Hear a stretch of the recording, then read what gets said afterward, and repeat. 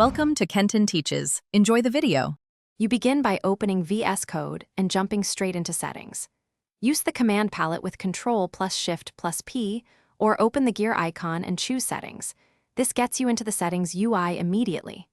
Once done, try View Appearance Zoom In or Zoom Out for a fast, temporary change to the whole UI and editor.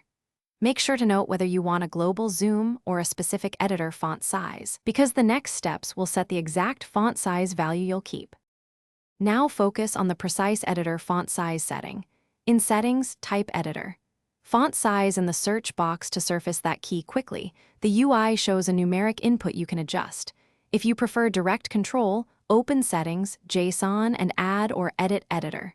Font size 16 with no units. VS Code uses pixels. Once you change it, the editor updates live. Make sure to change only the user or workspace scope, depending on whether you want the change everywhere or just in this project.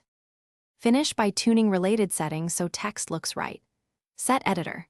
Font family to a specific font name if default rendering is poor, and adjust editor. Line height to fine-tune spacing. 0 lets VS Code pick an optimal value. Once configured, save settings and the editor will reflect the final appearance. If changes don't appear, restart VS Code, verify you edited user VS workspace settings, and confirm no extensions override fonts. That restart usually resolves persistence or conflict issues quickly. Thanks for watching. Please subscribe if this video was helpful.